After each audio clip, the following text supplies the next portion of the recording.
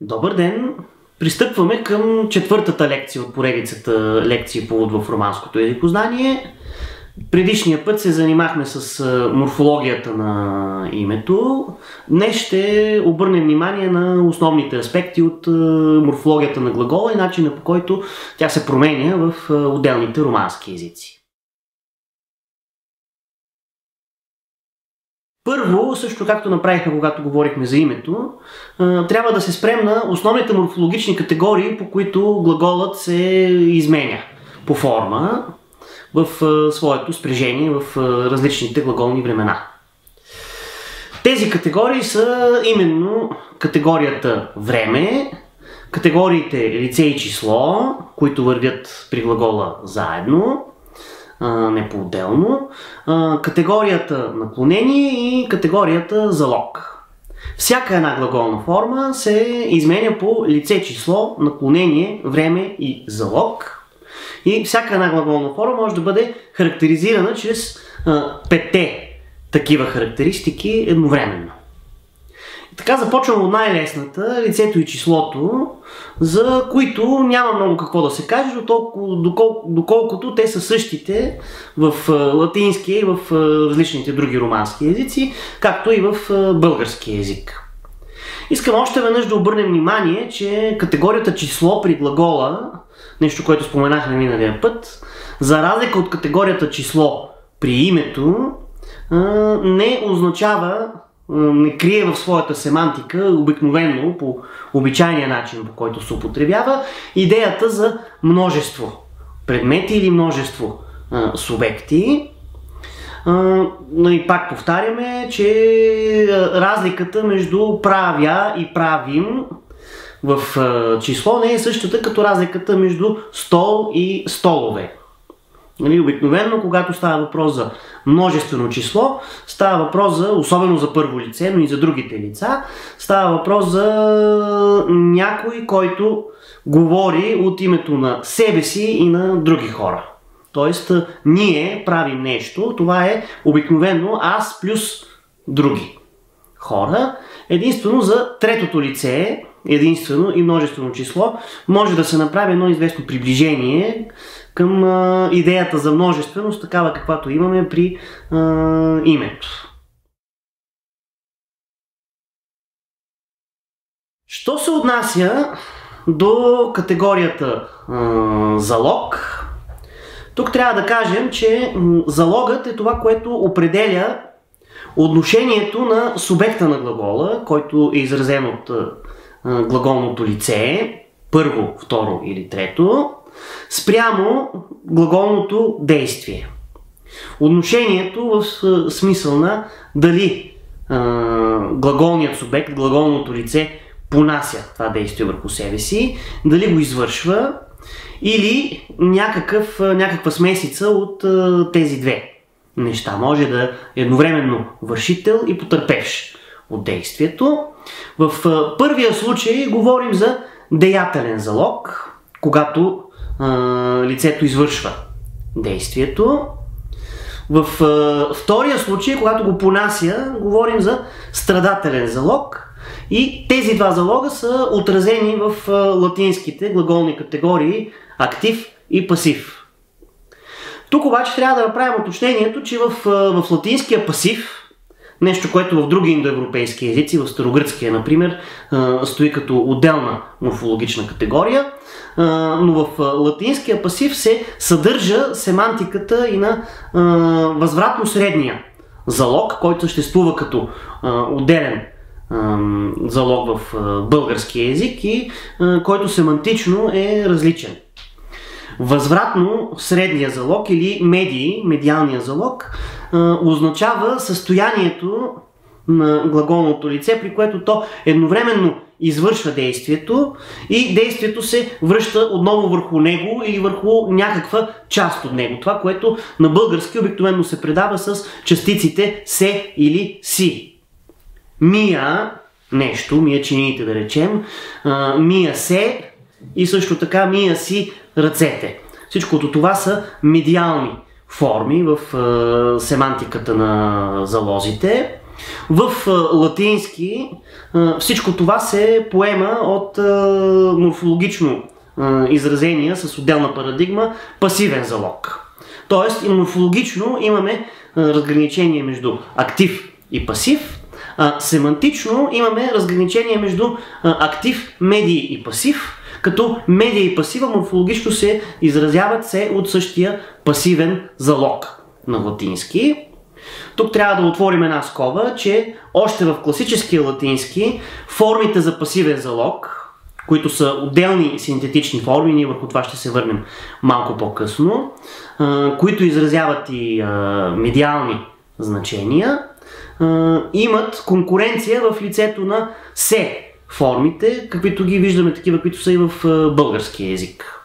Тоест от глагола мовере, движа, глагол в деятелен залог, преходен, може да имаме форми от рода на мовери, задвижа се, което е морфологичен пасив, както и се или се мовере, което е движа се, актив плюс частицата, в случая местоимението в винителен падеж се, по същия начин, по който това нещо го имаме в български език.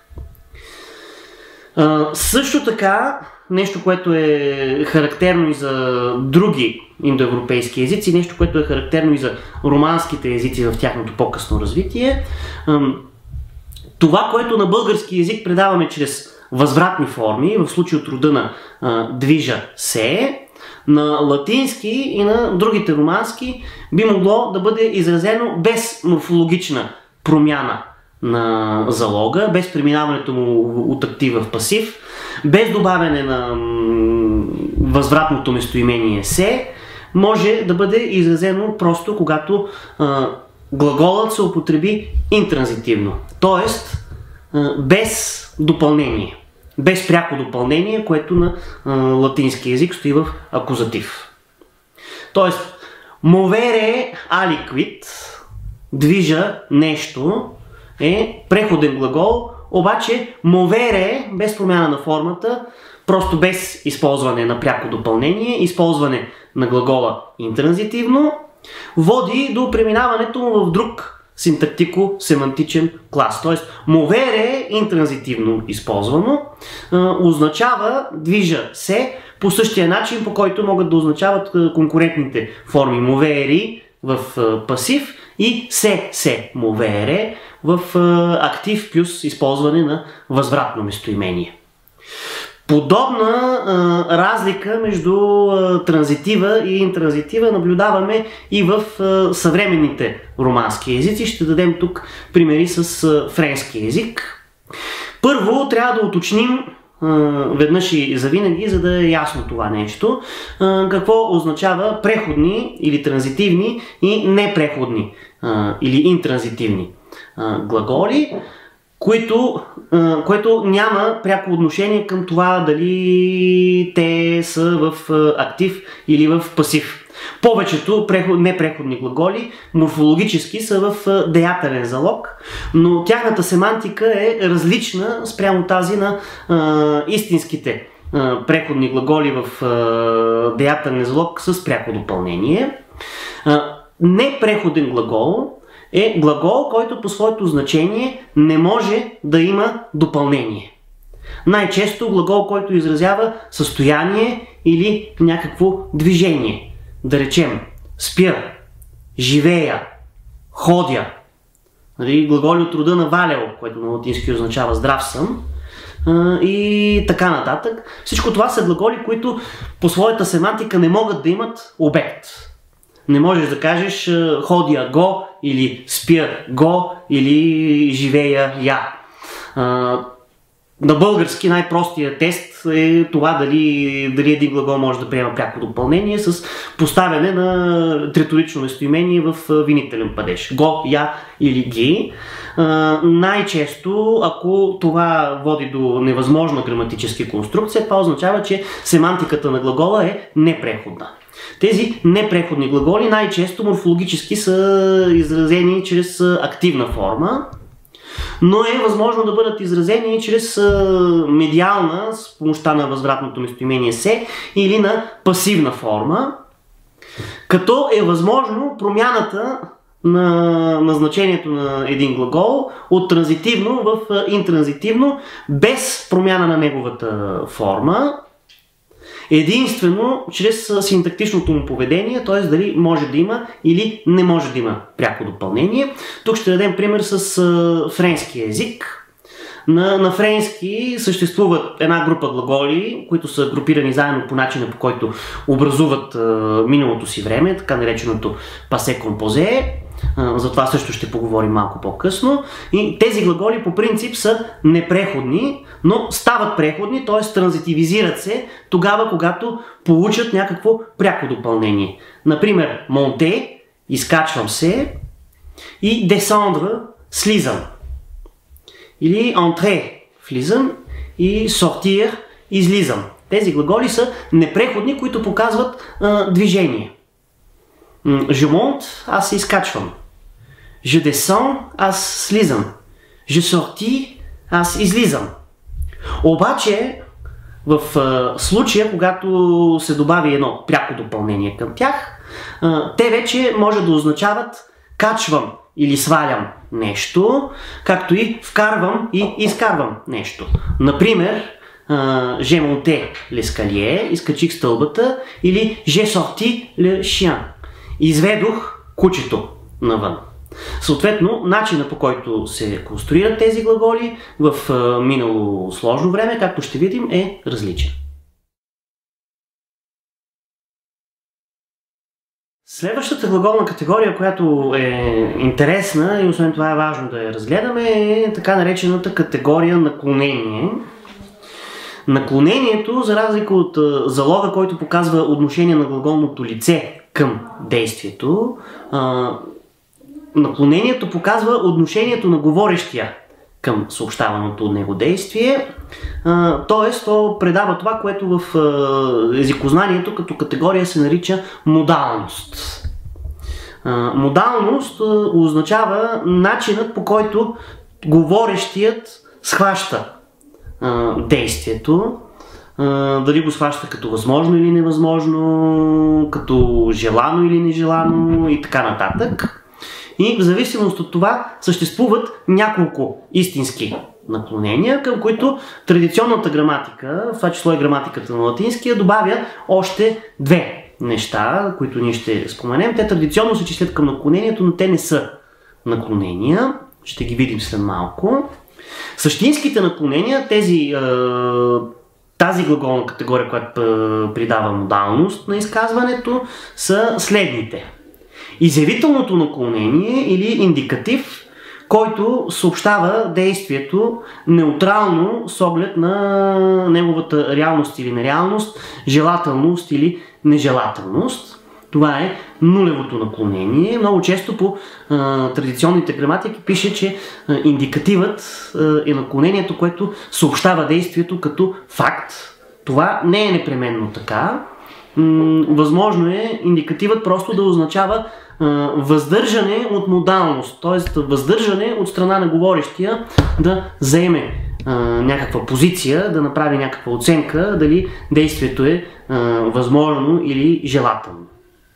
Т.е. това е неутралното, нулевото наклонение, но затова се нарича и индикатив. Т.е. изявително, буквално показателно наклонение. Това е наклонението, което просто посочва действието, казва това е това. Този човек това прави. В случая на глагол.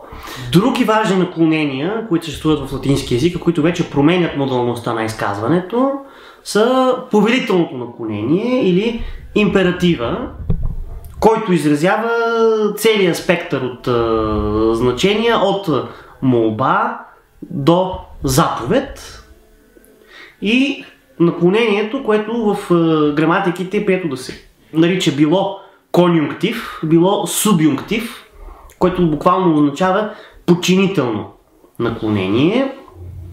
Подчинително, защо? Защото се използва особено много в подчинени изречения, особено подчинени изречения, които изразяват действие все още не случило се, нереално, каквито са подчинените изречения за цел. Например, тези въведени от Съюза за да, който се изразява по различни начини на латински. Правя нещо за да стане нещо друго.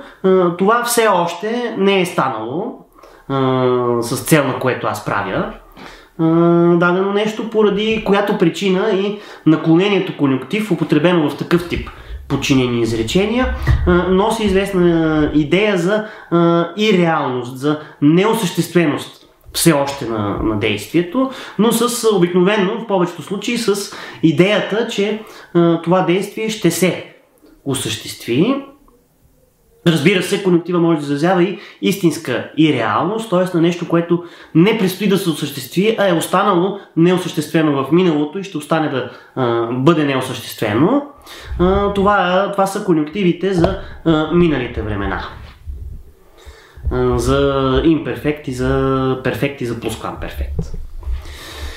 И така, конюнктива в подчинено изречение означава това. Конюнктива може да се използва и в главно изречение, т.е. не предхождан от съюз. В главното изречение може и в просто изречение да се използва, там където няма въобще никакви свързващи съюзи. В този случай той изразява подкана или желателност. Например, amemus patriam, да обичаме родината и други подобни случаи. Този конкретно конюнктив, когато е в първо лице множествено число, се нарича подбудителен или адхортативен.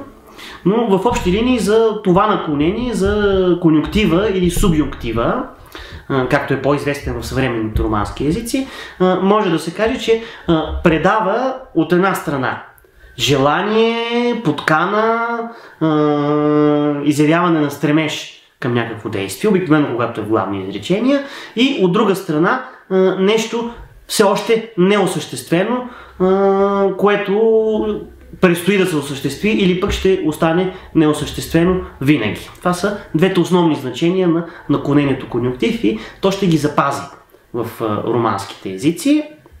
И сега остана да кажем няколко думи за двете наклонения, които традиционно в граматиката се борят за наклонения, но де-факто не са такива. И двете от които са запазени в романските езици. В общи линии системата на наклоненията се пази добре в отделните романски езици. Това са инфинитива и причастието, или партиципиум. Инфинитивът по своята същност той не представлява наклонение, доколкото не съдържа някаква модалност, не съдържа идеята за оценка от страна на говорещия за съобщаваното глаголно действие. Инфинитивът, който на латински окончава на ре, когато е в актив, или на ри, или и, когато е в пасивен залог и е запазен почти по същия начин в отделните романски езици.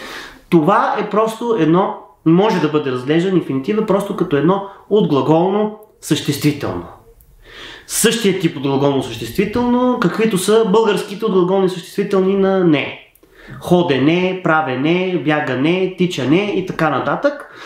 Основно това отглаголно съществително, инфинитива, се употребява в значението на подлог на изречението, т.е. замества на латински име в номинатив, в именителен падеж, или на пряко допълнение в изречението, в който случай може да се разглежда като еквивалент на име в винителен падеж или в акузатив. Като инфинитив, като подлог, да речем, в следния пример може да бъде видян. Амаре бонум ест. Хубаво е да обичаш. В който случай амаре играе ролята на подлог. Амаре, да обичаш, обичането е това, което е хубаво. По същия начин може да го заменим на латински с съществително име в именителен падеж, да речем валетудо бонум ест, или здравето е хубаво нещо. От гледна точка на синтаксиса на изречението, дали ще използваме тук инфинитив или съществително име в именителен падеж, няма никакво значение, двете изпълняват една и съща функция. Затова казваме, че инфинитивът е съответен на отглаголно съществително. Съответно, като пряко допълнение, инфинитив може да се използва след глаголи, да речем, които означават искам нещо. Например, воло кантаре. Искам да пея.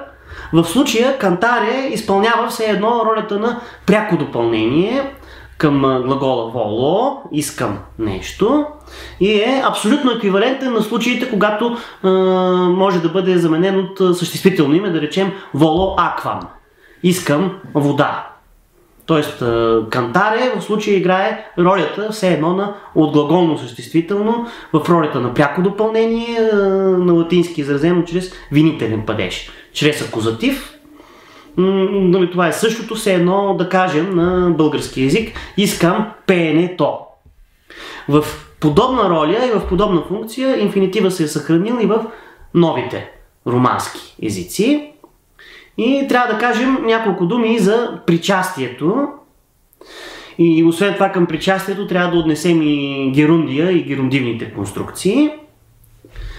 Причастието или партиципиум на латински език, както показва и самото му име, причастие, партиципиум, е нещо, което участва, в него има част, има дял, както от името, така и от глагола. То е нещо по средата, то е нещо средно между глагол и прилагателно име, и за това може да го разглеждаме до голяма степен като едно отглаголно прилагателно. Макар че от глаголни прилагателни има и други, които не спадат въобще към системата на глагола. Но един вид от глаголно прилагателно е така нареченото причастие. То е глаголно до толкова, доколкото притежава някои от характеристиките на другите глаголни форми. Да речем, има време. Изменя се по време. Изменя се по залог. Може да бъде както активно, така и пасивно. Едно е да кажеш, включително и на български, там тук също имаме причастия. Едно е да кажеш обичащ или обичан. Тук виждаме разлика между актива и пасива, която е характерна за глагола. Той притежава тази категория залоговост. Но от друга страна, причастието е нещо, което като прилагателното име се изменя по род и по число и можем да го съгласуваме с други думи, с съществителни имена. Да речем обичащ, обичаща, обичащо, обичащи.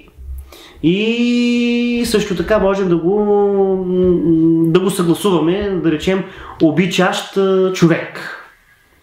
По същия начин, по който може да направим това с едно прилагателно име, така че причастието е нещо, което стои по средата между глагола и прилагателното, и то има разнообразни форми, от които най-използваните и тези, които са навлезли най-добре и са отразени най-добре в по-късните романски езици, са сегашното деятелно причастие, което е с основа на НТ, както са всички деятелни причастия в индоевропейските езици. Те са консонантни основи на НТ, т.е. скланят се на латински по трето склонение. Да речем от глагола амо, амаре, такова причастие е аманс, родителен падеж амантис, обичащ, или в отделни случаи можем да го преведем, няма да навлизаме в синтаксиса на причастието сега подробно, но в отделни случаи функционално то замества и това, което на български наричаме де-причастие. Тоест аманс може да се преведе като обичащ, обичаща, обичащо, тогава когато е съгласувано с име, или когато се употребява предикативно, както се изразява традиционният синтаксис, може да го преведем като обичайки. Подобно е положението и в съвременните романски езици, където тези причастия са запазени. Също така имаме така нареченото миналострадателно причастие, което отговаря на българските причастия на Н и на Т. Аматус обичан, скриптус написан и така нататък. Миналото страдателно причастие е важно и с това, както също ще видим малко по-нататък, че то участва в състава на много сложни глаголни форми. и играе определена роля в историческото развитие на тези глаголни форми и на тези категории на глагола в по-късния латински и в отделните романски езици.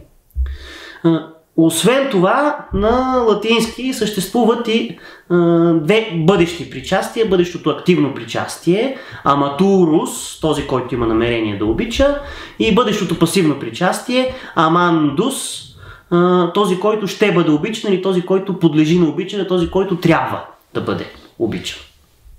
Тези бъдещи причастия участват в различни конструкции, сложни конструкции, граматични, да речем така нареченото описателно спряжение или конюгациоперифрастика, което е един начин да бъде изразено бъдеще време с помощта на такова едно причастие и спомагателния глагол съм, което бъдеще време има оцянката за намерение, когато е активно, или за длъжност, когато е пасивно.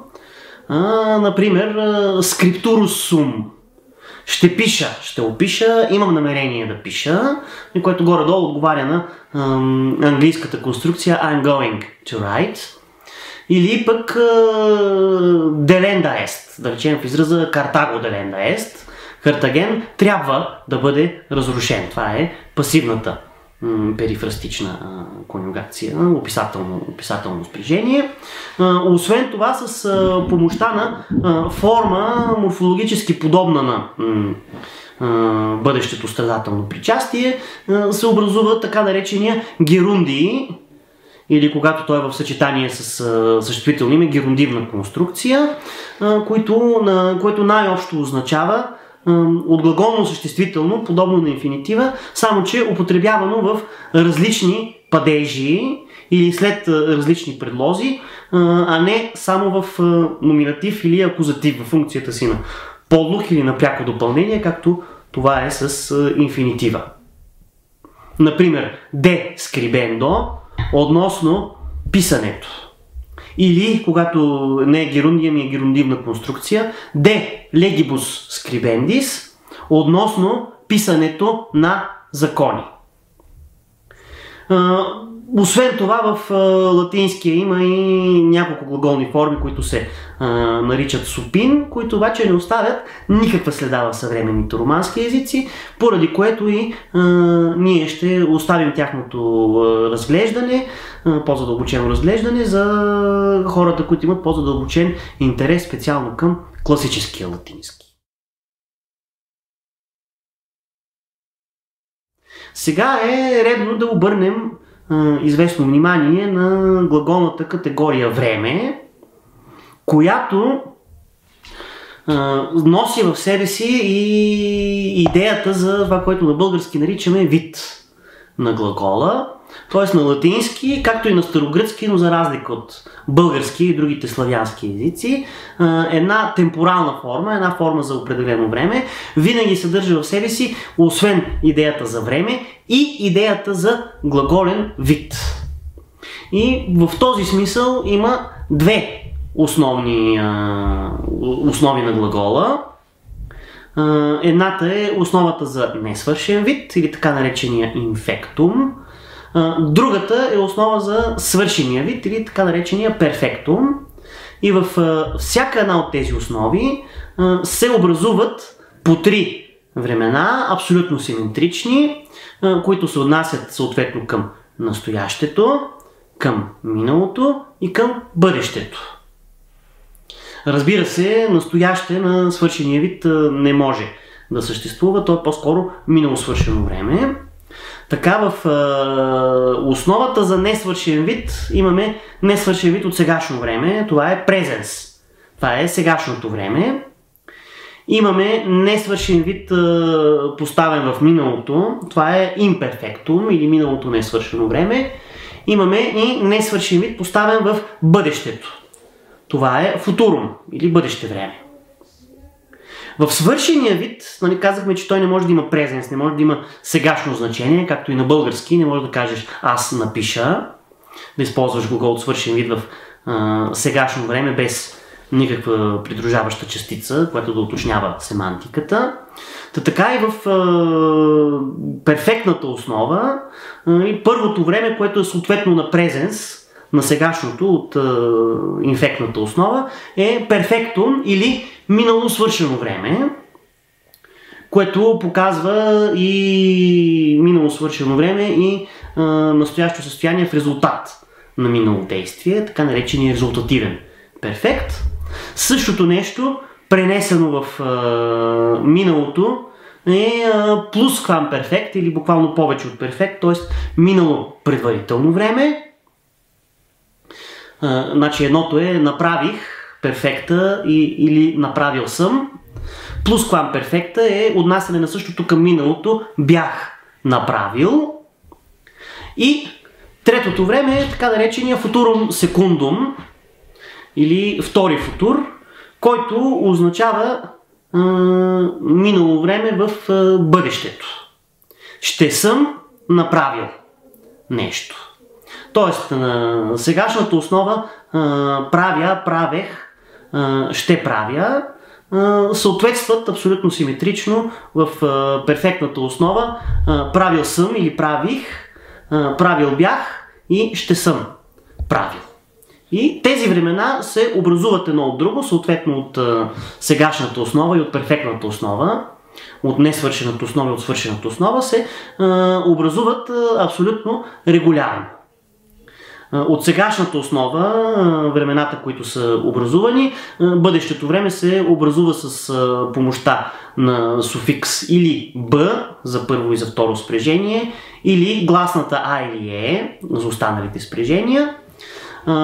Имперфекта се образува с помощта на суфикса ба, към който може да има една свързваща гласна е в трето или четвърто спрежение.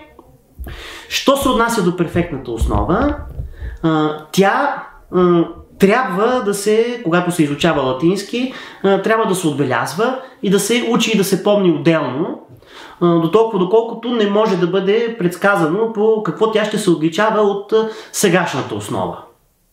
Има перфектни основи, които се отличават от сегашната с помощта на някакъв суфикс, който най-често съдържа в себе си в или с. Да речем амо, обичам, ама ви.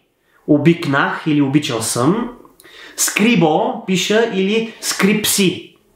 Писах. Между другото, това с е характерно за формите за минало свършено време на гръцкия и на български език. Също така, нали, българското х в писах по индоевропейска линия е етимологично равнозначно на съто в скрипси. Нали, това са така наречените силни перфекти, които се образуват с помощта на суфикс отзад в глаголната основа, нали, който суфикс се добавя към основата такава, каквато е в сегашно време. Съществуват и така наречените силни перфекти или силни перфектни основи, които не добавят суфикс към сегашната основа, а търпят видоизменения вътре в самата сегашна основа. Тази сегашна основа може да бъде удвоена или редуплицирана, както е в глагола кадо, падам, обаче CCD, паднал съм или паднах. Тя може да бъде също така и удължена, както е в венио, с кратко е, обаче вени, дойдох, с дълго е.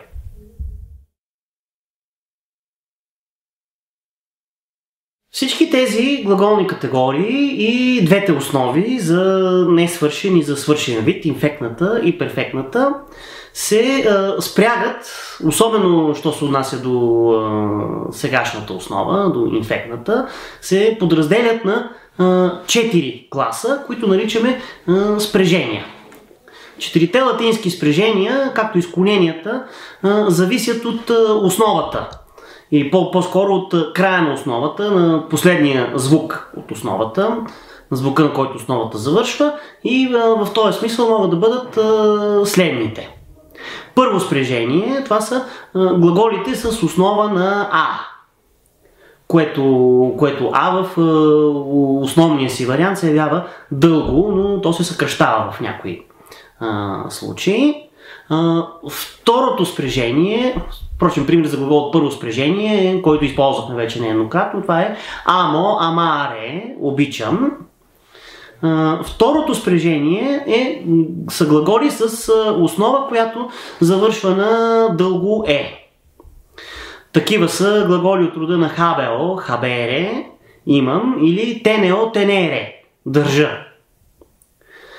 Трето спряжение обединява глаголи, които са с различни основи, например с основа на съгласна. Лего, легере, с кратко е в инфинитив, за разлика от второто спряжение, което означава чета. Скрибо, скрибере, отново с кратко е, което означава пиша. Това са глаголите с основа на консонант, г и б, в нашия случай съответно. Също така към трето спряжение принадлежат глаголите с основа на у, на кратко у, например минуо, минуере, намалявам, ограничавам, където прилиза между другото от миналото страдателно причастие думата минута на български и на другите европейски езици, буквално някаква намалена част от часа. И на трето място, в трето спряжение има 15 глагола, които са с основа на кратко и. Капио, хващам, капере, фацио, фацере, правя и някои други. Тези глаголи не са много, но за сметка на това са едни от най-често употребяваните поради своето значение. Затова това е важен подклас на третото латинско спряжение. И четвърто латинско спряжение съдържа глаголи с основа отново на и, но на дълго и. Типичен пример за които е глагола аудио, аудире, чувам. Всички тези спряжения имат особености на спряжението, особености на образуването на различните форми, за различните времена и залози, които ги делят и групират по различни признаци. На посочената тук таблица вие виждате кои са най-важните разделителни признаци в времената от сегашната основа по спряжение. Начина по който образуват имперфекта си, начина по който образуват бъдещето си време, начина по който образуват пасивните си инфинитиви. Както и още едно-две неща, които минават като разграничителни линии в системата на латинските спряжения. Казва се, че латинските спряжения и основите, на които те завършват, нямат някакви семантични признаци, по които те да са разграничени. Ние тук ще направим само една вметка и ще кажем, че това не е точно така, защото виждаме едни и същи корени, които получават различни форманти, различни гласни като наставка, като суфикс след себе си и променя значението си по специфични начини. Което обаче е един факт с статута на реликтен факт в латинския език. Това е един факт от праисторията на езика. Това е едно, така да се каже, фосилизирано състояние. Имаме отделни езикови фосили, така да се изразим, които показват, че спряжението и основната гласна, която се добавя към корена, за да се образува това спряжение, са имали смислоразличителна функция в сравнително исторически план в латинския език. Така глаголите на ео от второ спряжение, подобно на някои български глаголи на ея, хубавея, белея, чернея, сивея и така нататък. Глагола здравея, от който е образуван поздрава здравей в императив. Това са били глаголи, които са означавали в индоевропейския праезик и в ранноиндоевропейските езици, са означавали състояние. Да речем яцео, лежа, положен съм. Ако наставката в случая на корена на яцео, да речем, се смени с друга, яцио, една наставка, която по-често служи за образуване на активни глаголи, на глаголи, които изразяват дейност, а не състояние. От яцео, лежа, положил съм, се получава яцио, хвърлям. Тоест може да разглеждаме противопоставянето между яцио и яцео, като на хвърлям и захвърлен съм. Като на поставям нещо да лежи на земята, оставям нещо в положение да лежи на земята и лежа. Също така, трябва да кажем, че този тип деривация глаголна и този тип глаголи се наричат каузативи в езиковата семантика, т.е. причинявам на нещо някакво положение или състояние. Същото нещо се получава, ако образуваме съставен глагол с втора съставка фацио. Например, патео, отворен съм, зейнал съм, разкрит съм широко, пате фацио, правя нещо да бъде отворено, разкрито, разкривам, разтварям.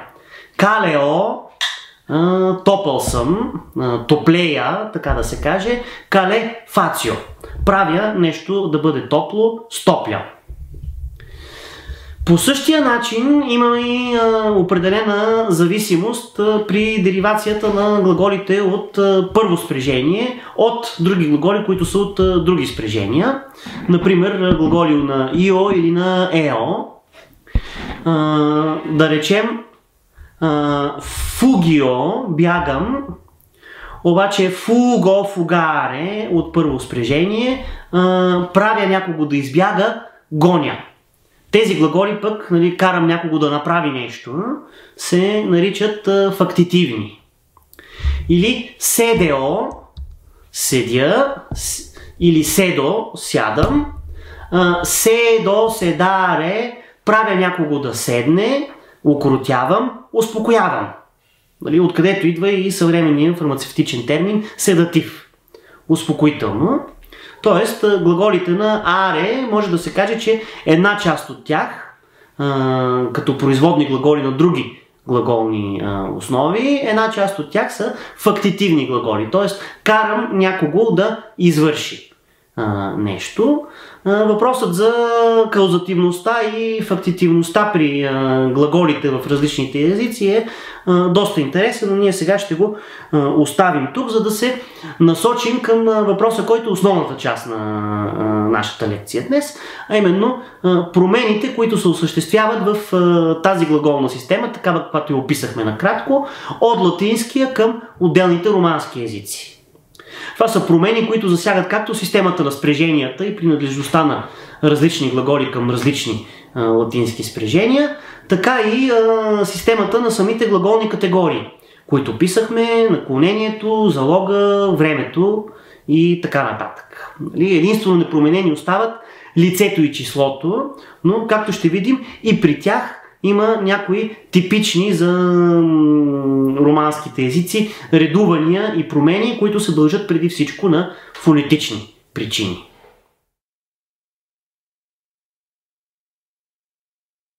Ако си спомним от лекцията, която се отнасяше до фонетиката, в следударно положение гласните имат тенденцията да потъмняват, т.е. тяхното произношение да се смесва с произношението на други близки до тях гласни звукове. И казахме тогава, че особено характерно за латинския в постакцентна, в следударна позиция е смесването на гласните е и и. Ето може да се стесни, да се редуцира до и. Процеса на редукция казахме, че е много характерен за езиците с силно излишно ударение. Също така и ито може да се разшири, може да отвори своето произношение до нещо, което е близко до е. По този начин в различни къснолатински и народно-латински текстове ние имаме случаи, в които да речем един глагол от трето спряжение, който използва в окончанията си съединителна гласна и, като бибис, пиеш, да получи формата би без, което по принцип би била форма характерна за второ спрежение. Третото латинско спрежение се отличава от присъствието на гласната и навсякъде, където в второто латинско спрежение съответните форми биха били образувани с е. Чрез смесването на тези гласни се получава смесване и на формите за второ и на формите за трето спрежение. Тоест вече нямаме толкова ясно разграничение между хабес, тенес по второ спрежение от една страна и вивис, бибис по трето спрежение от друга страна, защото виждаме хибридни форми от рода на вивес и бибес в народно-латинските паметници, където и е заменено от е по фонетични причини, което е и причина за преминаването на част от глаголите от едното спрежение в другото, както и за принадлежността на едни и същи глаголи към различни спрежения в различните романски езици. Така да речем глагола тенео, който е основа на латински, в испанската система на спреженията продължава да се държи като глагол с е основа. Той има формата тенер. Имам, държа. Докато същия глагол тенео е минал поради смесването на е и в това, което на френски е наследник на латинското трето спрежение. Така наречените френски глаголи от трета група, и на френски съответната форма, инфинитивна, гласи tenir. Това, че от латински в отделните романски езици глаголите могат да сменят своето спрежение, и това, че в различните романски езици глаголите могат да бъдат едни и същи глаголи, могат да принадлежат към различни спрежения и инфинитивен да завършва ту на ере, ту на ире или съответните фонетични варианти, показва именно това въздействие на редукцията и смесването на гласните в латинския след ударения. Тоест тук морфологичните промени са продиктувани от фонетичните. Нещо, което много по-подробно като процес ще разгледаме в следващата част от нашата поредица. Друго нещо, което трябва да се каже за системата на спрежението в сегашно време на глаголите и въобще на сегашната, на инфектната основа, това е навлизането на суфикси в спрежението в различните лица и числа, които в латинския са били по-постоянни и са имали по-постоянно значение. Един от тези суфикси е суфиксът ск, който в индоевропейски, така и в латински всъщност служи за изразяване на една начинателност на действието, на инхуативност, както се изразяват граматиците, на началото на дадено действие или на даден процес. Така да речем, креско е ръста, буквално започвам да пораствам. Това, че ск е наставка в латински, а не част от глаголния корен, се вижда от другите основи на глагола, формите му за други времена. Креско, сегашната основа, ръста, обаче в перфектната основа креви. Пораснах, там няма ск, т.е. изгубил се елементът, суфиксът, който е маркер за начинателност в тези глаголи. Или пък да речем флорео, тези глаголи на ео, които, както казахме, са изразявали първоначално състояние. Флорео означава процъфтявам, в цветущо състояние съм, но започвам да цъфтя, цъфвам, се казва флореско. Това бележи и преминаването на глагола от едно спрежение в друго. В нашия случай от второ, което изразява състояние, към трето, основите на консонант, което изразява инхуативност в нашия случай, т.е. начинателност на действието. Тази съставка СК виждаме в романските езици в различни спряжения, как се е десемантизирала и как се е граматикализирала. Десемантизирала ще рече, че е изгубила своето конкретно значение на начинателност, на инфлативност. Граматикализирала се е тя, защото от маркер за определена семантика, в нашия случай начинателна семантика, се е превърнала в маркер на определени граматични категории. Тя се явява в определени лица и числа, а в други лица и числа липсва. Например, виждаме в италианския глагол за цъфтя, който има облика фиориско. Виждаме в първите три лица, в трите лица на единствено число, фиориско, фиориши, фиорише. Тук наставката СК присъства. Това е глагол, който по принцип е с основа на и. В първо и второ лице множествено число виждаме как наставката СК не присъства. Имаме чистата основа на и, към която са добавени окончанията съответно за първо и за второ лице множествено число. Фиориамо и фиорите.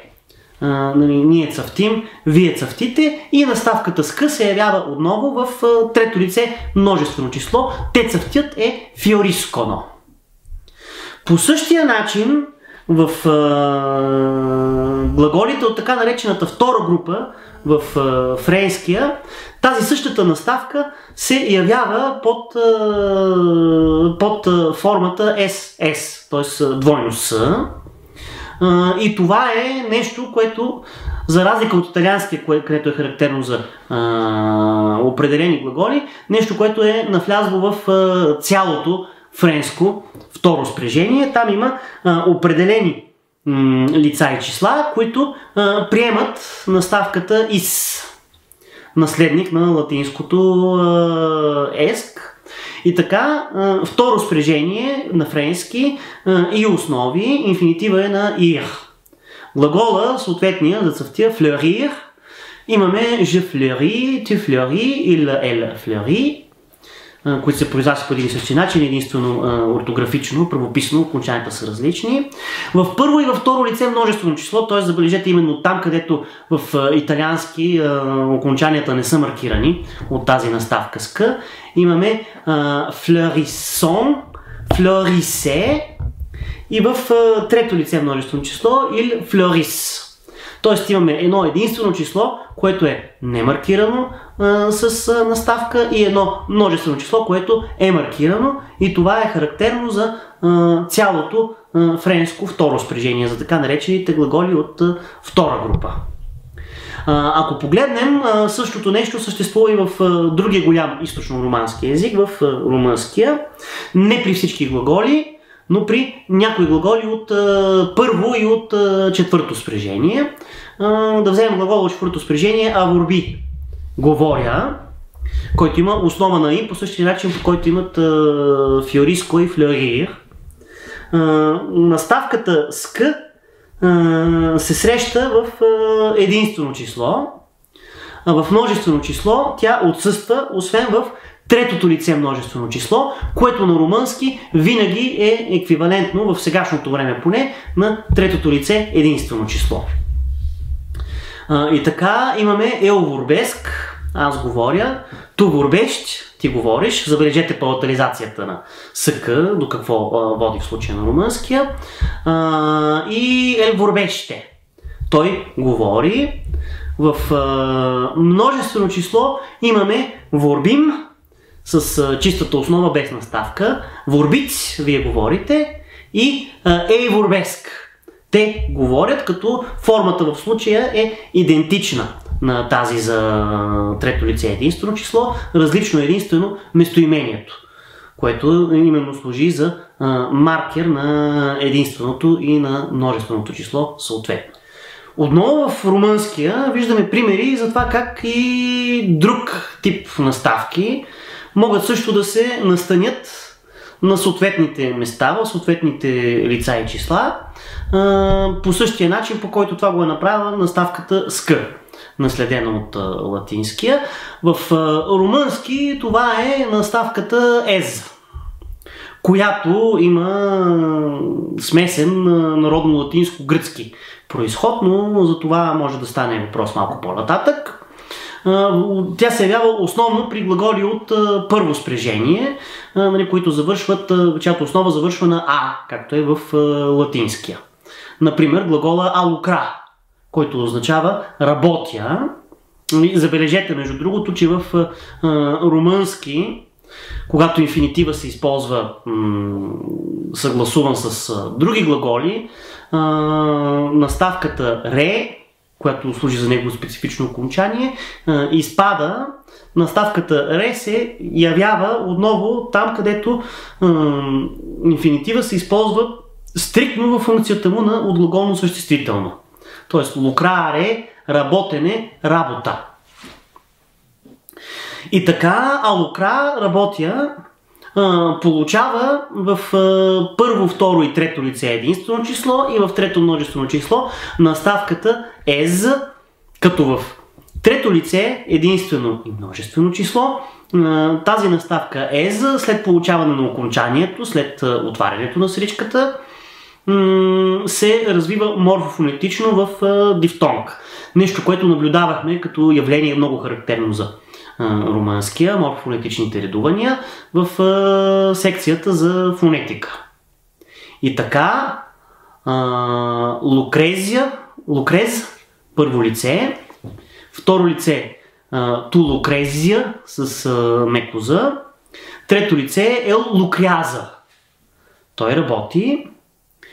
След това множественото число редовно образувано от основата, която завършва на лукръм, ние работим, лукрац, вие работите и лукряза за трето лице множествено число. Тоест виждаме как първо, второ и трето лице единствено число и трето множествено могат да бъдат обединени от обща наставка, дори тогава, когато тя не е ск, наследеното от латинските инхуативни или начинателни глаголи.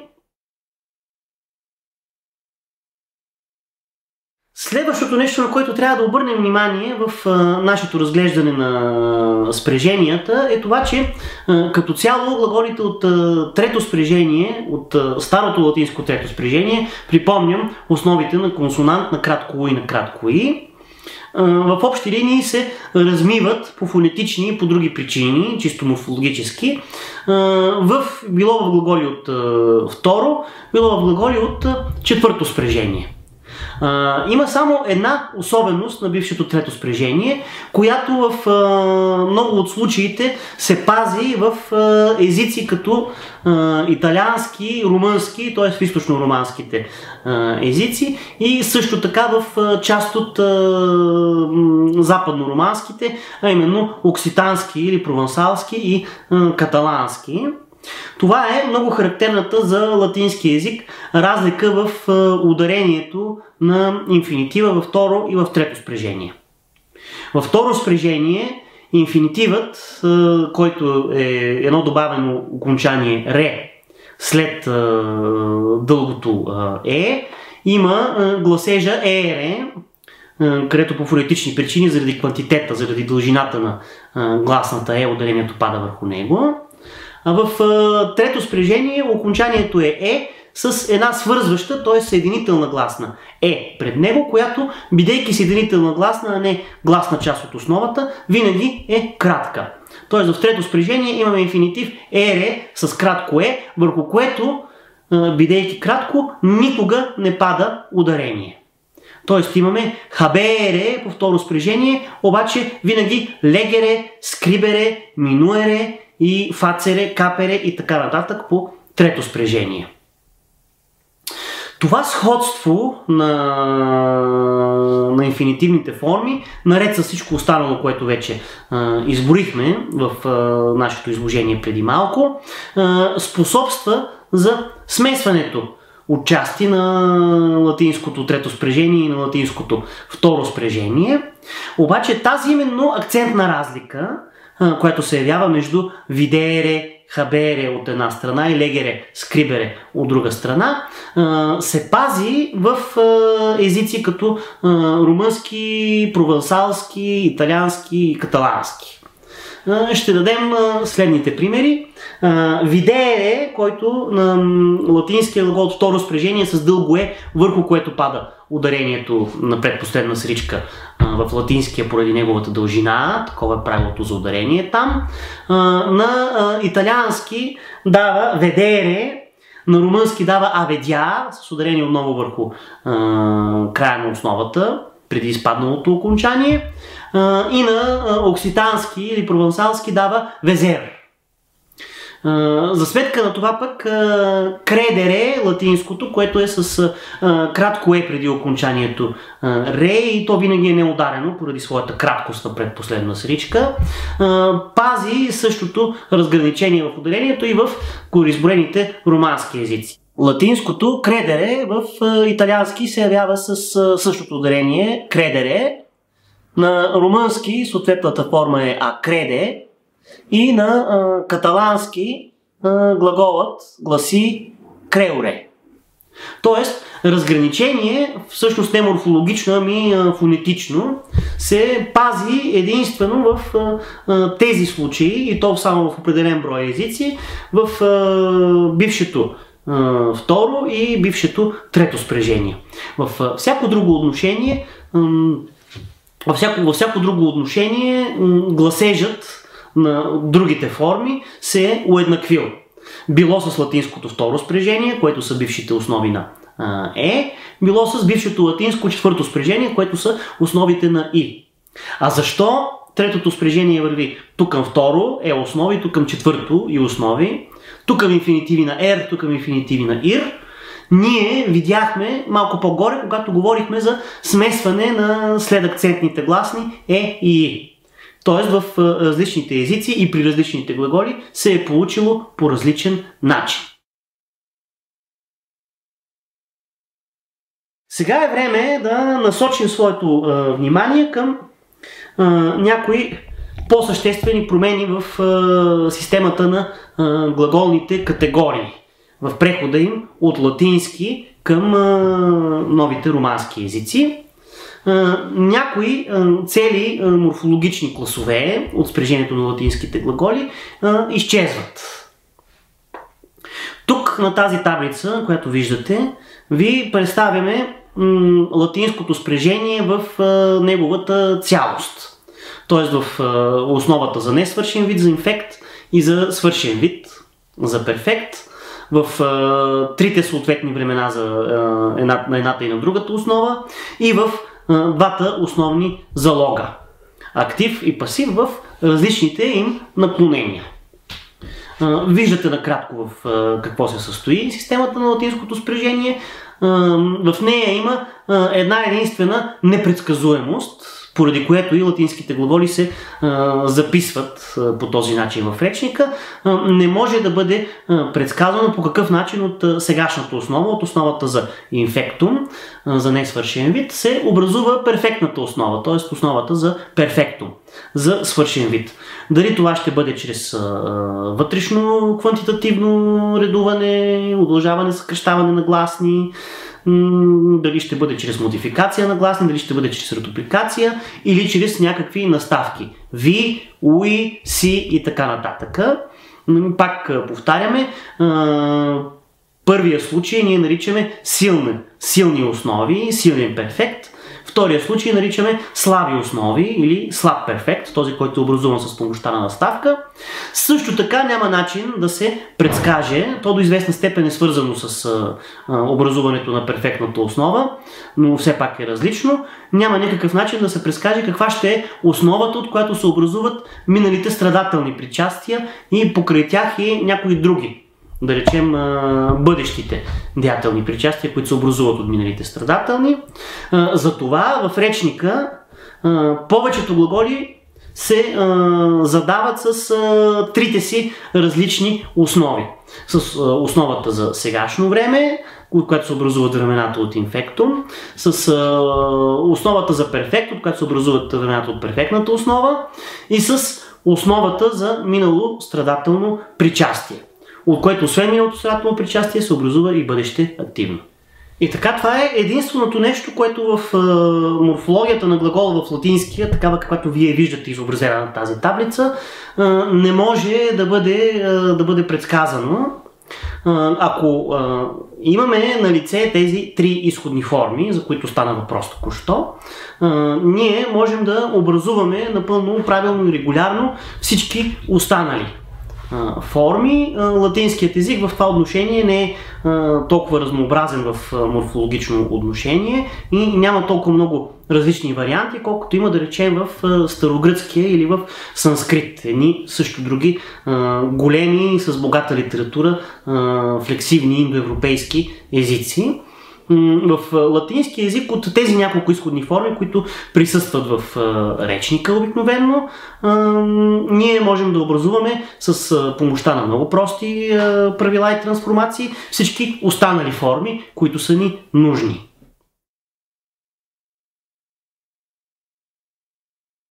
В тази система обаче има нестабилни места, които с развитието на езика и особено при преминаването му от народно-латински към романски, силно се разколебават и се разклащат.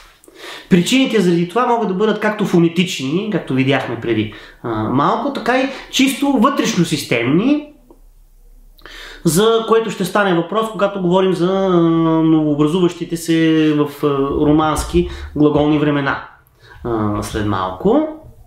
На първо време да видим една типична промяна, която е предизвикана от фонетични причини и която радикално променя начина, по който една цяла глаголна категория, а именно бъдещето време, образува своите форми. В общи линии забележете, че за разлика от именното склонение, където в някои случаи наблюдаваме, както видяхме при румънски и при балканските езици като цяло, смесване на самите идеи за падежни форми и за отделни категории, да речем генитива и датива. Тук нямаме изчезване на понятието за самата категория като нещо обособено и различно от всички останали категории в морфологичната система за глагола. Тук просто имаме смяна на начина, по който тази категория образува своите форми. Такъв е случая с бъдещето време.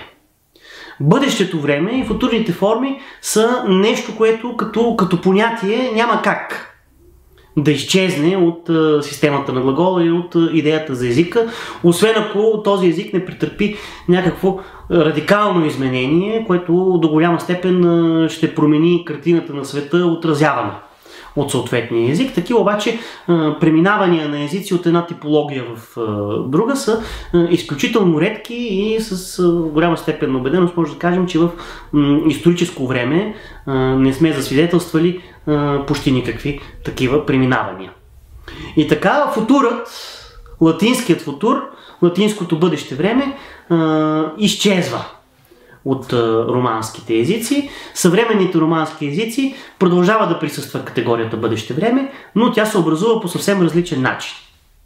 Защо изчезва латинският футур? Изчезва по изцяло фонетични причини. В латински език, особено в първо и второ спрежение, бъдещето време се образува с помощта на наставката Б, за която се смята в диахронен план, че е наследник на една от основите, един от корените по-точно, един от суплетивните корени в индоевропейския праезик на глагола съм, нали, както и бях в българския. И така амо, основа ама, ама бо е бъдещето време, ХБО, основа ХБ, надълго е ХБ бо и така нататък. Обаче в един момент в фонетиката на народния латински звукът Б, особено в някаква част от романски езиков ареал, звукът Б като билабиален звучен експлозив се смесва с звука В, като билабиален или лабиодентален, т.е. образуван с помощта на допирането на устните и зъбите, фрикатив. Б и В смесват своето произношение. минавайки през билабиалното фрикативно В, такова каквото го имаме в съвременния испански език. По-подробно за това говорихме в лекцията си за фонетика. Също така това води до смесване на форми за различни глаголни времена. Тяхното чисто фонетично уеднаквяване.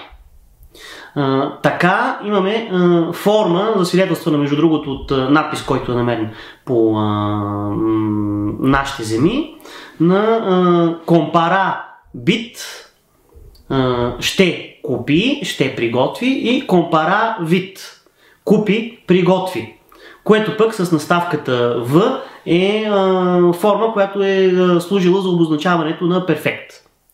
Тези две форми в областта на всички глаголи, които образуват бъдещето си време по този начин, с помощта на наставката Б, тези две форми се смесват и това води до съществено объркване сред говорителите, дали става въпрос за перфект, направих или направи, или за бъдеще време.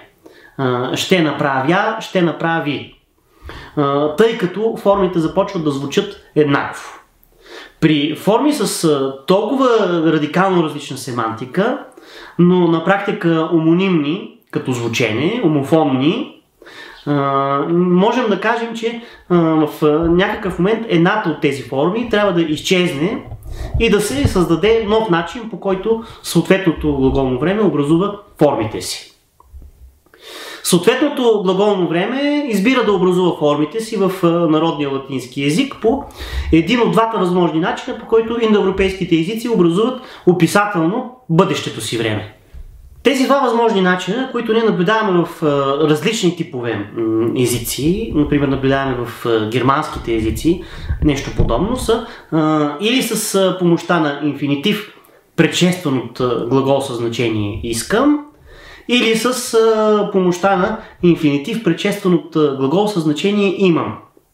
Като е възможен един трети начин, с по-рядко срещан, с помощта на глагол за движение, в смисъла на тръгвам да или вървя да направя нещо. И така описателна идея за бъдеще време може да се изрази с помощта на конструкция тип искам да направя нещо, конструкция тип имам да направя нещо, или конструкция тип тръгвам, тръгнал съм да направя нещо, като и в трите различни случая става въпрос за конструкции, които първоначално по описателен начин са изразявали определена модалност.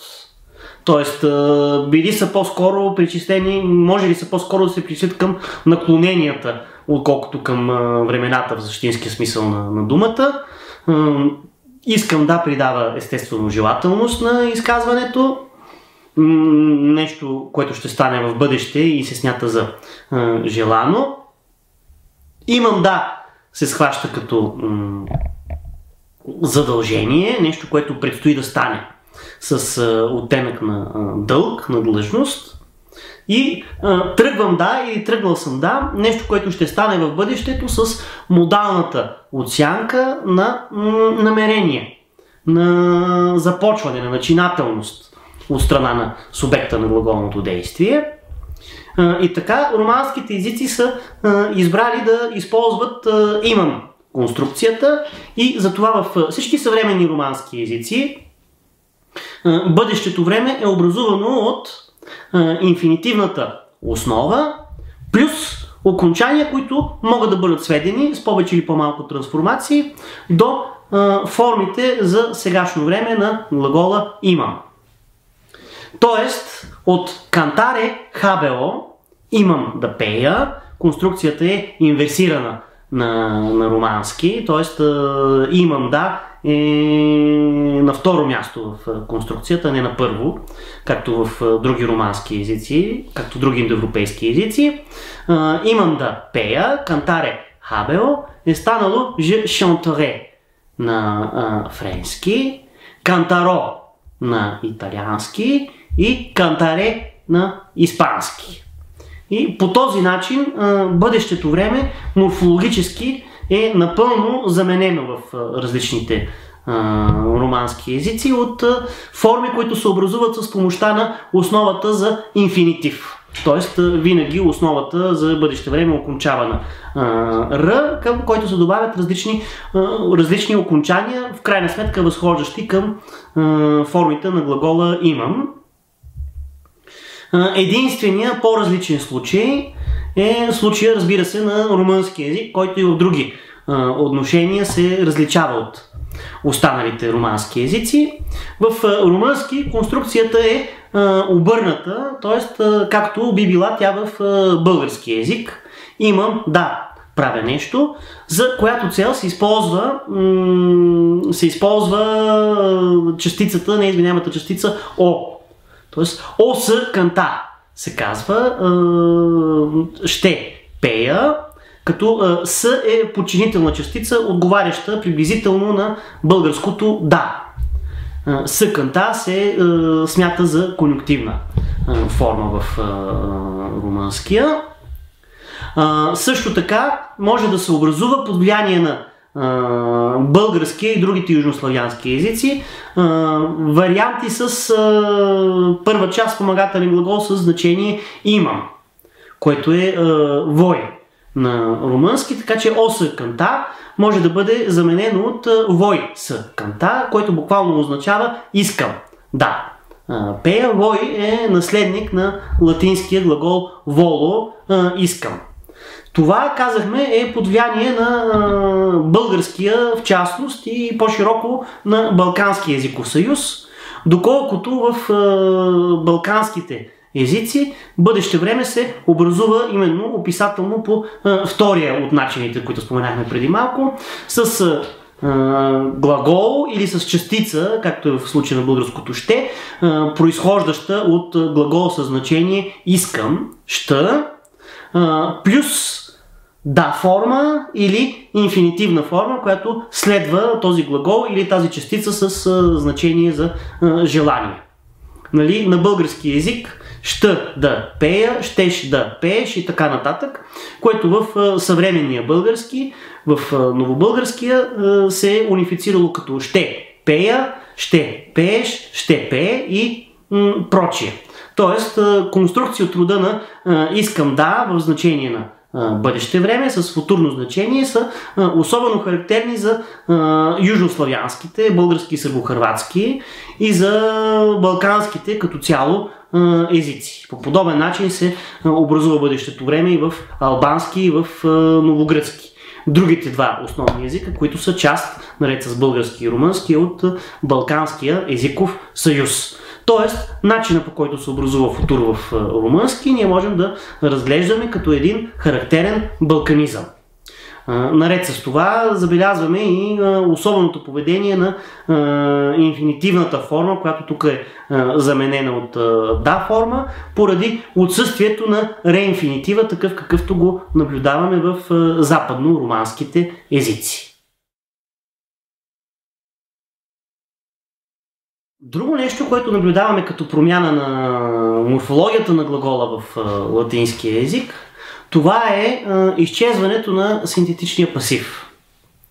Синтетичният пасив в латинския е нещо, което наистина е характерно за по-старите индоевропейски езици и почти напълно отсъства в по-новите такива. Това е изразяването на пасивно значение от рода на видян съм, чут съм, обичан съм, направен съм и така нататък, с помощта на една глаголна форма. Това е характерно преди всичко за глаголните времена, които са от инфектум основата, т.е. от основата за несвършен вид. Става въпрос за презенс, имперфект и футур. Сегашното време, миналото несвършено и бъдещето. Там, за разлика от перфекта, плусквамперфекта и втория футур, минало в бъдещето, там образуването на форми, съответстващи на значението обичан съм, се осъществява с помощта на специални окончания, които вие виждате в тази таблица. И тези окончания се заменят, са взаимозаменяеми, сменят се с активните окончания и се използват тогава, когато трябва да се промени залоговото значение от активно в възвратно, както видяхме в уводната част на лекцията си, или по-често пасивно. Тоест, амо, амас, амат е обичам, обичаш, обичам, а пък амор, амарис, аматур е обичан съм, си или е. Виждате, че става въпрос за една глаголна форма, която е обозначена, маркиране с съответно характерно окончание. Не става въпрос за конструкция, каквато имаме в съвременните езици, от причастие, пасивно, от рода на обичам, плюс спомагателния глагол съм. Това обаче положение на нещата се променя, защото това е асиметрия вътре в езиковата система на латинския. Ако погледнем образуването на пасивните форми, ще забележим, че в перфектната основа, т.е. в времената перфект, плусквамперфекти, втори футур, съответните пасивни форми се образуват описателно. Те не се образуват синтетично с помощта на специалните окончания за пасив, които съществуват в сегашно, минало, несвършено и бъдеще време. Те се образуват с помощта на минало страдателно причастие от рода на аматус, плюс спомагателния глагол съм, който за перфектния пасив е в сегашно време, т.е. аматус сум означава бях обичан. За плусквамперфекта, за минало предварително време, е в спомагателния глагол е в имперфект, времето, което съответства на плусквамперфекта в другата основа, в основата за несвършен вид.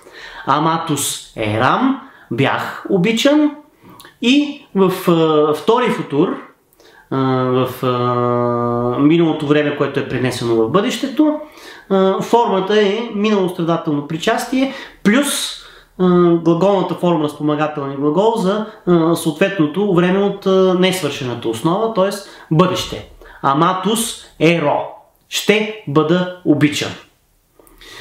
Тук виждаме една употреба на конструкция с помощта на причастие, която е аналогична на това, което наблюдаваме в съвременните езици при изразяването на пасив. В такъв случай, по аналогия, подобни форми се разпространяват и на мястото на синтетичния пасив от несвършената основа, който в течение на развитието на късния народен латински език напълно изчезва. Пак казваме, това е едно изчезване, което не е съпроводено с изчезването на категорията пасив по принцип, само с нейното морфологично преустройване, така че системата да бъде напълно балансирана. В новата система, която се създава за обозначаване на пасивните форми за сегашно, бъдеще и минало несвършено време, ние виждаме всъщност едно изместване, едно семантично изместване на значението на форми, които съществуват отпреди това в латински език. А именно формите, които току-що изброихме за аналитичния пасив на перфекта, плусквамперфекта и втория футур. Аматус сум, аматус ерам и аматус еро. Ако погледнем тези форми по-отблизо, ние ще установим, че в тях няма особено много граматични маркери, които да сочат към идеята за някаква миналост, идеята за някаква претеритност, за минало време, по начина, по който ние ги превеждаме на български, когато имаме работа с класически латински текстове. Причастието аматус действително е минало страдателно причастие, партиципиум перфекти пасиви, обаче неговата миналост като значение, претеритното му значение в все по-голяма и по-голяма степен избледняват в ежедневната употреба на латинския език, докато като специфично означение на претеритност тези окончания в един момент спират да се възприемат по този начин. От друга страна няма също така и никакъв формален маркер за някаква миналост в формите на спомагателния глагол сум – съм, ерам – бях и еро – ще бъда, които са съвсем прости обикновени форми, съответно за сегашно, минало несвършено и бъдеще време. Това, което се случва е следното, че форми от рода на аматус сум, от бях обичан, от перфектен пасив, биват преосмислени според семантиката на съставните си части на на пасив за сегашно време. Тоест аматус сум от бях обичан започва да означава обичан съм. Съответно по същия начин аматус ерам от бях обичан преди това започва да означава просто обичан бях в имперфект. Аматус еро от ще съм бил обичан започва да означава ще бъда обичан. Тоест пасива на перфекта плюс квамперфекта и втория футур се измества в значението си до пасив на сегашното време, на имперфекта и на бъдещето време. Съответно в системата остава едно празно място, което бива заето от новообразования. Формата, която се появява на мястото на аматус сум, за да означи бях обичан, бях обикнат, е новообразувана форма, която не съществува в класическия латински. Тя е описателна конструкция, съдържаща миналото страдателно причастие аматус плюс перфекта на глагола съм. Аматус фуи. По същия начин новообразуваната форма за пасивна плюс квамперфекта гласи аматус фуерам. Бях обичан или бил съм обичан и формата за пасив на минало време в бъдещето, на втория футур, съответно се става аматус фуеро. Ще съм бил обичан. Това са конструкции, пак казваме, които не съществуват в класическия латински език, доколкото в класическия латински език такова значение имат съответните конструкции с сегашно, минало несвършено и бъдеще време на спомагателния глагол, но сега тези конструкции изместват своето значение и на тяхно място се появяват нови. Ето таблица, която показва как изглежда новата система в късния народен латински, откъдето ще премине и в романските езици, на латинските глаголни времена в актив и съответно в пасив. Виждаме, че системата е уравновесена и имаме изцяло синтетични активни форми и изцяло аналитични, образувани с помощта на конструкции, композитни пасивни форми. Такова е положението и в почти всички съвременни индоевропейски езици. Такова е положението също така и в български и в другите славянски езици. Сега е време да насочим вниманието си към самия перфект, който, както имахме възможността да споменем преди малко, всъщност крие в себе си две значения. Едното е същинското перфектно значение, което предава резултат, настоящо състояние в резултат на някакво минало действие или събитие, и също така предава и минало свършено време, което е по-честата му употреба, което в други индоевропейски езици, в старогръцки и в български, например, се изразява от така наречения аорист. Тоест, една глаголна форма от рода на амави има аористно значение, значението собствено на минало свършено време, обикнах, обичах, и също така има значението на стария индоевропейски перфект, което е резултативно значение. Обичал съм. По същия начин, по който перфектните времена в английски език имат своето значение. I have loved. Те се образуват с конструкция с помощта на глагола имам. И така, тази двузначност на латинския перфект в по-късните романски езици се снема от едно ново образование, което до голяма степен поема същински перфектната, т.е. резултативната функция на латинския перфект, на значението обичал съм. За значението обичах, за аористното значение, за значението на минало свършено време, в истинския смисъл на думата, остават в отделните романски езици. Повечето от тях остават значенията, остават формите за стария латински перфект. Които форми за стария латински перфект ние виждаме разпространени еднакво в всичките романски езици, но в някои от тях те отмират и изчезват от говорна употреба. Ние ще обясним след малко защо. Другите форми, които се появяват, които обозначават резултативното значение, са форми, образувани от една имам конструкция, подобна на тази, която наблюдаваме в английски език.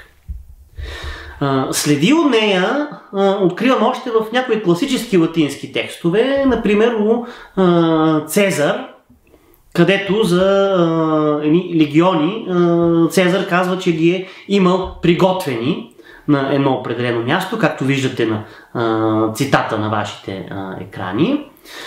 Но тук все още съответната конструкция виждаме употребена именно в смисъла на лексикална конструкция, която има по-скоро своята стилистична стойност, отколкото обозначение на някакъв феномен от латинската морфология или граматика.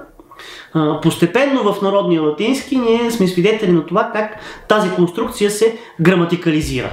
Тоест от имам нещо направено, все повече и все повече започва да направил съм, като глагола имам се десемантизира в буквалното си значение и придобива смисъла на спомагателен глагол.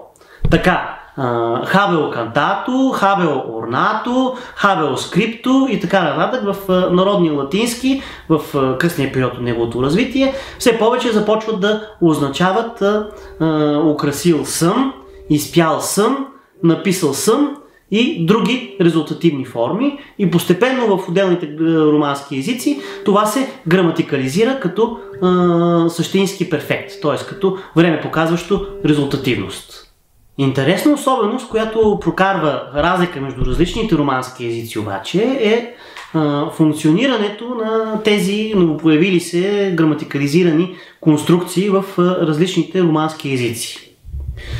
В общи линии в западно-романския реал, за да оставим на страна румънския, в западно-романския географския, не в езиковия смисъл на думата, ние ще видим, че от една страна френския и италианския в много отношения вървят заедно по отношение на тези езици. От друга страна различно е функционирането на тези категории в иберо-романските езици, в португалски и в испански. За да видим в какво се състоят тези разлики, трябва да се върнем малко назад и да кажем за съществуването на особената категория в латински, тя между другото не е само латинска, но в латински особено добре се вижда, на така наречените депонентни глаголи. Депонентен глагол в латинския е този, който няма форми за активен залог. Всичките му форми, независимо от значението, значи значението може да бъде активно, ние може да го превеждаме като активен глагол на български и на другите съвременни езици, но независимо от семантиката на самия глагол, формите му, морфологията му са изцяло пасивни. Тоест те изцяло се вписват в парадигмата на пасивното спряжение на латински, което, ако се върнем малко назад, е синтетично в сегашната основа и аналитично с помощта на причастие плюс глагола съм в миналата основа. Така имаме глаголи от рода на пациор, пасусум в минало свършено време, инфинитив пати, който означава търпя, понасям. Имаме глаголи, които са така наречените полудепонентни глаголи. Те образуват времената от сегашната си основа, от инфектната си основа активно, но времената от перфектната си основа, перфект плюс перфект и втори футур, без промяна на значението, ги образуват пасивно. Такъв е глагола за емоция, гаудео, радвам се, който в минало време, зарадвах се, в перфект, звучи като гавизус сум. Тоест, в перфект и в останалите времена, които се образуват от същата основа, тези глаголи, някои от които означават интранзитивни, непреходни действия или състояния, имат сум форма, която изразява тяхното минало време. В френския и в италианския език тази сум форма, която означава минало време, тип пасус сум, претърпях, гавизус сум, зарадвах се и така нататък, при част от глаголите, според за тяхното значение, влиза в конкуренция с хабел формите.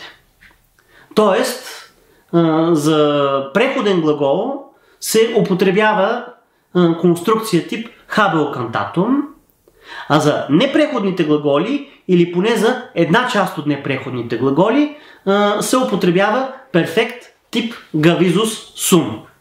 Тоест, част от новия перфект е образуван с помощта на спомагателен глагол имам, друга част е образувана с помощта на спомагателния глагол съм. При употребяването и в двата случая към спомагателния глагол на все същото минало страдателно причастие. Разликата се прави единствено в семантиката, тъй като сум перфекти не би могло да има от глаголи, които са преходни, които са транзитивни, т.е. които означават действия, способни да имат своя обект. Защото в такъв случай сум конструкцията плюс причастие означава пасив. Амо, амаре и съответните му рефлексии в френския и в италианския език, амаре и еме, означава преходно действие. Означава обичам някого или нещо. Или да прави нещо. Т.е. това е транзитивен глагол. Транзитивните глаголи могат да имат пасив. Т.е. аматус сум винаги ще означава обичам съм. Тоест, поддух на глагола, глаголно лице, става лицето, което търпи действието на преходния глагол върху себе си. При един непреходен глагол, по никакъв начин не бихме могли да схванем сум конструкцията като конструкция, изразяваща пасив. Защото непреходните глаголи по своето значение не могат да имат пасив, тъй като няма потърпевш от действието на глагола, който да стане подлог на глагола при една евентуална пасивна конструкция. Тоест, гаудео, радвам се, не може да има пряко допълнение. Не може да има радвам се го или радвам се я. Съответно, форма от рода на гавизус сум не може да означава бях радван. Тя винаги означава радвах се. Затова и сум конструкцията в италиански и във френски език се разпространява като означение за новосъздадения перфект, със значение правил съм, с резултативно значение, при едни строго обособени групи глаголи, всичките от които имат непреходно значение. Тоест всичките от тях означават някакво непреходно действие или състояние в резултат на някакво действие или пък движение. Идвам, връщам се, влизам, излизам, ходя и така нататък. Обикновено тези глаголи вървят по двойки. Част от тях за френския и за италианския език съвпадат, както виждате на представената тук таблица. Част от тях обаче са различни. В всички случаи обаче тези глаголи образуват перфекта със значение ходил съм, го образуват с помощта на спомагателния глагол съм. Соно в случая на италианския и je suis в случая на френския. За разлика от всички останали глаголи, които образуват перфектните си времена с помощта на спомагателния глагол имам. Авере на италиански и avoir на френски. О и же като първо лице. Тези глаголи също така се отличават и по това, както в френски, така и в италиански, че обикновено при образуване на формите им, формата за причастие се видоизменя и се съгласува по род и по число с рода и числото на подлога. Тоест, както виждаме във френския, макар че във френския в много случаи разликата е ортографична, не е произносителна, je suis monté, когато се отнася за мъж, изисква причастие в мъжки род. Je suis monté, когато се отнася за жена, изисква причастието да е съгласувано в съответствие с рода на подлога. Когато говорителят е лице от женски пол. По същия начин и nous sommes montés получава окончание за множествено число и nous sommes montés, ако говорителят е някой, който има предвид компания съставена единствено и само от индивиди женски пол, тогава причастието, както виждате, се поставя в женски род множествено число. По същия начин стои въпросът и с италианския, където, както виждате от представената таблица, разликите са не само в правописа, както във френския, но и са видими в произношението. Поради това, че чисто фонетично в края на думата италианския пази много повече разграничения между гласните и незаглъхналите съгласни, отколкото това прави френският език. Прави също така впечатление, че в тези езици, именно френски и италиански, където имаме конкуренция между глагола съм и глагола имам за образуване на новите перфекти, също така съществува една поредица от правила за това кога причастието се съгласува не с подлога, ами с прякото допълнение на глагола, тогава когато формата се образува по нормалния начин с помощта на глагола имам. Дори когато глаголът е, така да се каже, правилен във френски, т.е. образува своето минало време с помощта на avoir, на имам, ако допълнението или някаква част от допълнението, да речем относително местоимение, предхожда самата глаголна форма, в тези случаи причастието се държи като изменяема част на речта и се съгласува по род и по число с прякото допълнение на глагола. Например, j'ai vu Catherine. Аз видях Катрин. В този случай причастието vu е неизменяемо, то не се съгласува с нищо, нито с подлога, както е при съм глаголите, нито с прякото допълнение.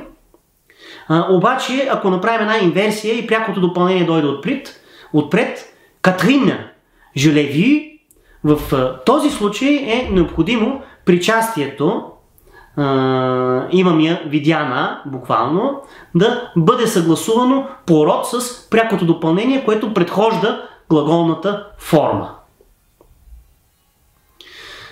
По подобен начин съществува такова правило и за италианския език. В италианския език обаче правилата за това кога се и кога не се съгласува причастието с прякото допълнение при глаголи, образуващи перфектните си времена с помощта на спомагателния глагол имам, е различно. Например, в френски, когато имаме пряко допълнение в множествено число мъжки род от рода на les livres que j'ai lu, в този случай се налага причастието да се съгласува по род и по число с les livres, книгите. Това всичко означава книгите, които съм прочел. Буквално книгите, които имам прочетени, и причастието прочетени трябва да приеме рода и числото на les livres на книгите. Този пример обаче е различен в италианския, където причастието в този случай се държи неизменяемо. Тоест имаме i libri che ho letto. Лето е чел, т.е. то е съгласувано с подлога на изречението, но отказва, за разлика от френския, да се съгласува с прякото му допълнение, въпреки че то предхожда глаголната форма.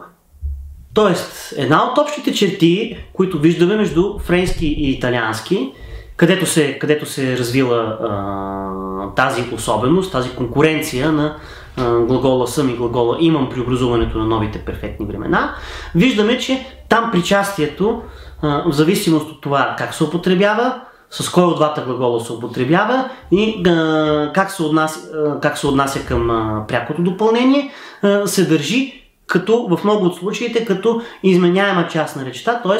променя се и се съгласува. Било с подлога, било с глаголното лице, било с прякото допълнение на глагола. За разлика от това, в друга част от западно-романския ареал, в иберо-романските езици, като испански и португалски, наблюдаваме следното. Първо, там има единствено глагола имам, като спомагателен.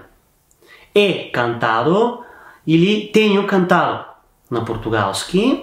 В случая с португалския интересното е, че можем да имаме рефлексия на глагола хабере, на глагола имам, но по-често употребява се рефлексията на глагола тенере, който в латински език означава държа.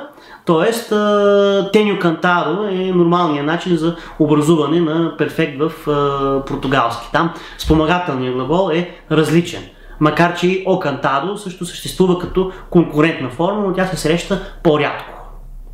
По-важното обаче е друго. Важното е, че в тези езици, които използват само единствено глагола имам, като спомагателен за образуване на тези времена, времето, което се нарича претерито перфекто в испанския, във всичките романски, между другото, те се наричат по различен начин. В тези езици, които използват само глагола имам, причастието се държи в такава подобна конструкция, като неизменяема част на речта.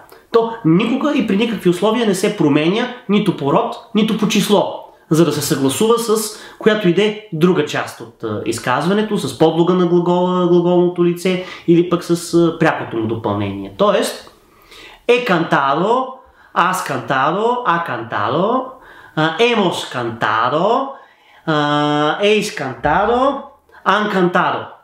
В испански език причастието не се променя по число, независимо от това, че спомагателният глагол се променя по число, и то никога не се променя и по род. Т.е. в никакъв момент не е възможно, ако говорителят е жена или много жени, да кажем е кантада или емос кантадас.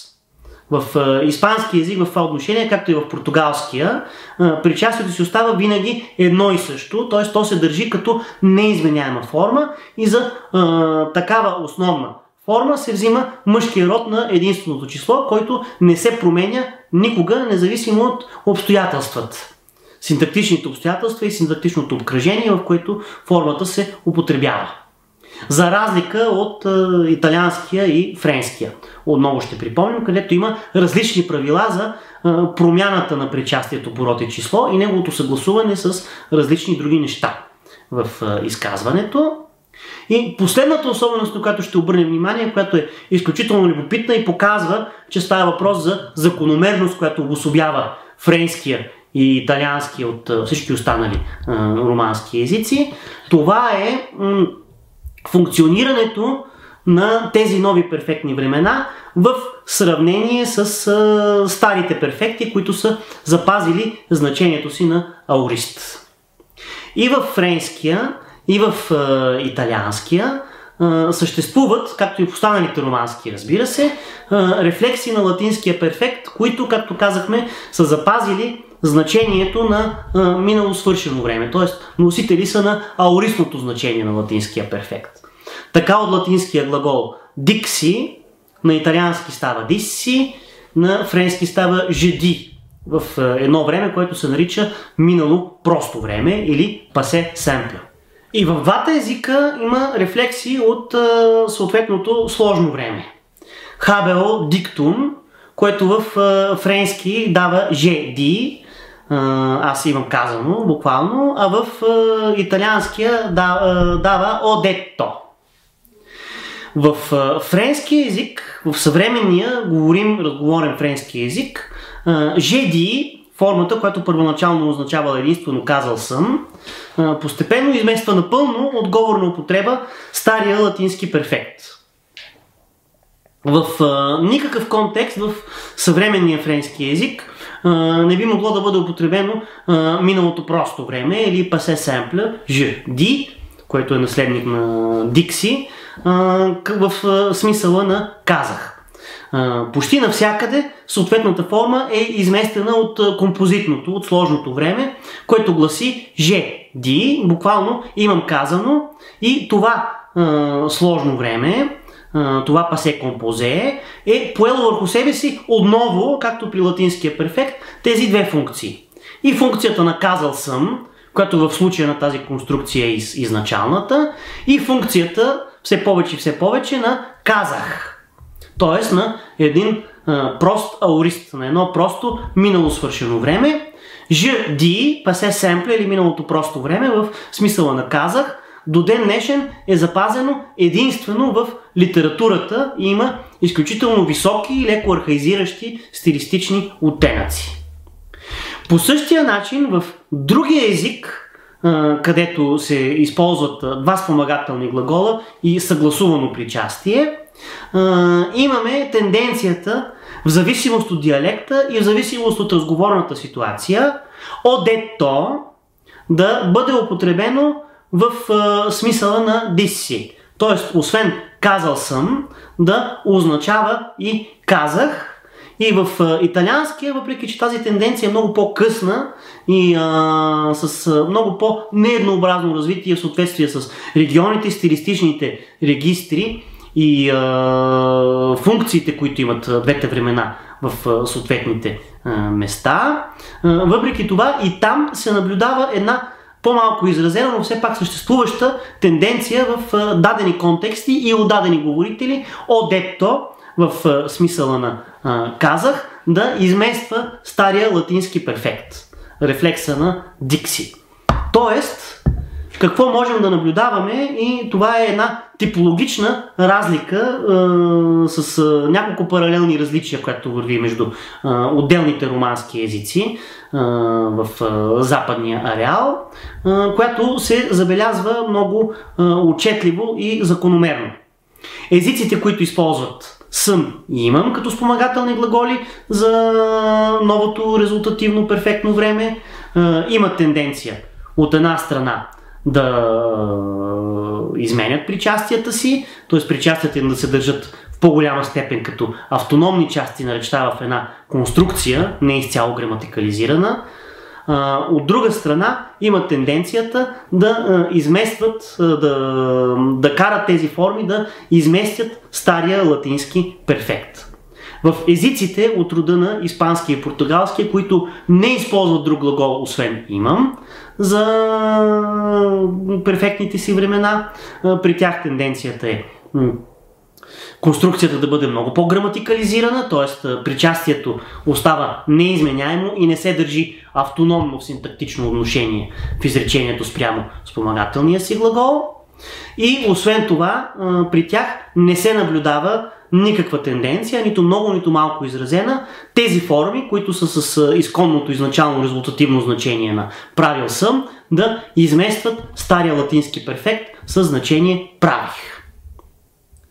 Тук с това ще спрем разглеждането си на морфологията на романския глагол. Запознахме се по-отблизо с някои от главните й особености. Разбира се, може да бъде казано още много, но вече е време да преминем към последната или заключителна част на нашите лекции, която ще се занимае малко с лексика, малко с синтаксис и малко с външноезиковите фактори, които са причинили всички тези промени, изборени в последните няколко лекции до момента. Благодаря ви за вниманието.